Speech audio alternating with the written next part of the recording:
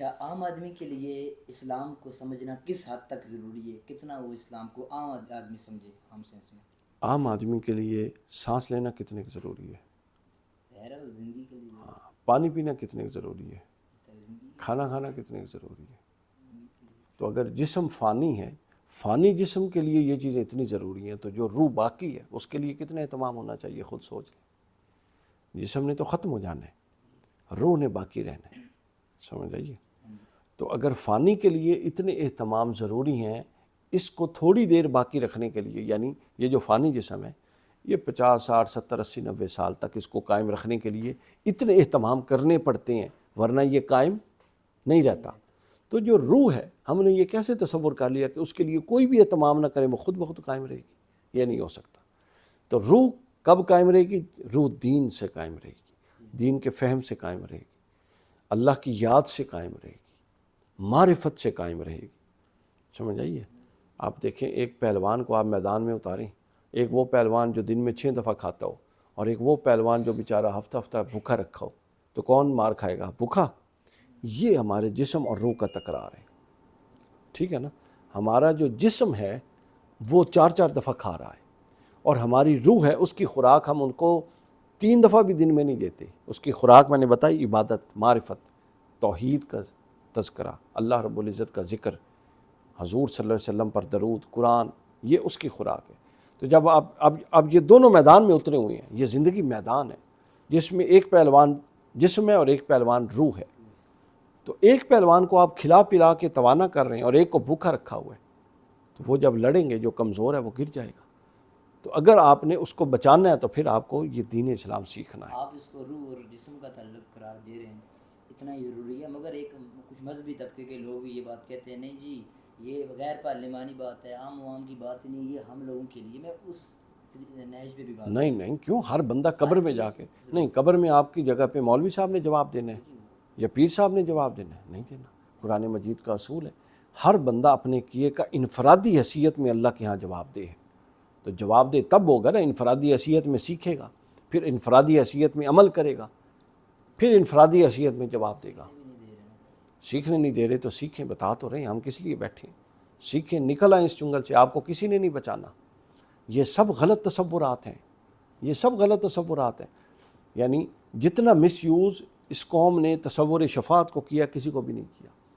یعنی رسول اللہ صلی اللہ علیہ وسلم نے گناہ گاروں کی اور کبیرہ گناہ کرنے والوں کی شفاعت کرنی ہے، یہ بالکل صحیح حدیث سے ثابت اور عقیدہ حق ہے۔ مگر کیا اس بنیاد پر آپ ساری عمر بغاوت نبوت میں، رسول کی بغاوت میں گزاریں گے کہ رسول نے شفاعت کرنی ہے؟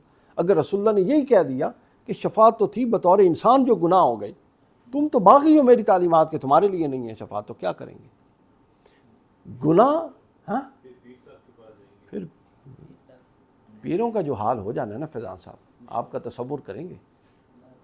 سمجھ آئیے۔ ہمیں تو اپنی جان کے لالے پڑے ہوئے ہیں کہ ہمارے معاملہ کیا ہوگا، اور جو ہزاروں کا اپنے ذمے لے کے بیٹھے ہوئے ہیں، یہ بڑا مشکل معاملہ ہے۔ تو دیکھیں، بات ذہن میں رکھیں کہ اپنا میں بتا رہا تھا، میں نے مثال کے لیے یہ بتایا کہ یہ شفاعت کا تصور حق ہے، ہر انسان گناہ گار ہے، یہ حدیث پاک ہے، اور اچھے گناہ گار وہ ہیں جو توبہ کرنے والے ہیں۔ اور ایک بندہ گناہ گار نہیں ہے، وہ سرکش ہے، وہ ہٹ دھرم ہے، وہ ساری عمر پلاننگ کے ساتھ بغاوت میں گزارتا ہے۔ بغاوت ایک الگ چیز ہے، گناہ گار ہونا ایک الگ چیز ہے، سمجھ آئیے۔ تو لہٰذا اب کوئی کہے جی رسول اللہ اس کا مطلب ہے بغاوت کرن والے دی شفاعت نہیں کرن گے، میں نے نہیں پتہ، ہو سکتا کرن، وہ کریم ان کچھ بھی کر سکتے ہیں، لیکن جو قرآن کی تعلیمات ہے اس کو بھی مد نظر رکھیں۔ اگر اللہ کریم اور رحمان ہے تو اللہ قہار بھی ہے، ٹھیک ہے، المنتقم بھی ہے، انتقام لینے والا بھی ہے، سمجھ آئیے۔ اسی پتہ کی تو ہے پورے دین دے سٹرکچر دے جو اپنی مرضی دی چیزوں نے نشان لائے ہوئے، سمجھ آئیے، اور وہی ہمیں اپیل کرتی ہیں، ٹھیک ہے۔ اور جو اسی طرح مسلکوں نے پورا کا پورا دین بانٹا ہوا ہے، کسی نے کہا ہوا ہے جیسے صرف عبادت لینی ہے، کسی نے کہا ہوا ہے ہمیں صرف محبت چاہیے، کسی نے کہا ہوا ہے ہمیں صرف اہل بیت چاہیے۔ اصلاً ان سب کو سستی جنت چاہیے، سمجھ آئیے۔ یہ سب ملیں گے تو پھر جا کے اصل پورا کا پورا دین مکمل ہوگا۔ اور ملیں گے کب؟ یہ واحد حل ہے قرآن مجید۔ جب تک قرآن گائیڈ بک کے طور پہ یوں آپ کی بغل میں نہیں نہ ہوتا، اس وقت تک مسائل حل نہیں ہوں گے۔ اور یہ حدیث پاک میں حضور صلی اللہ علیہ وسلم سے پوچھا گیا کہ آخری دور، جب حضور نے فتنوں کا ذکر کیا تو پوچھا کہ آخری دور میں پھر اگر اتنے فتنے ہوں گے تو دین کیسے زندہ ہوگا؟ فرمایا جس طرح پہلے دور میں ہوا تھا قرآن کے ذریعے، دوسرے دور میں بھی قرآن کے ذریعے ہوگا۔ تو لہٰذا انہی قوموں نے عروج پایا جو قرآن کے اصولوں پر عمل کرتی رہیں، چاہے انہوں نے قرآن کو نہیں مانا۔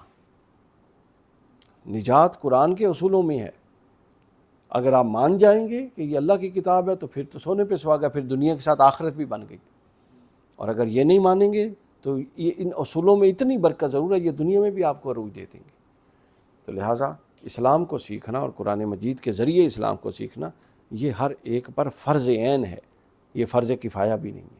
بنیادی ضروریات امام غزالی نے لکھا احیاء علوم میں، بنیادی احکام اور عقائد سیکھنا ہر ایک پر واجب، اور جو تفصیل ہے وہ پھر علماء کے ذمہ ہے۔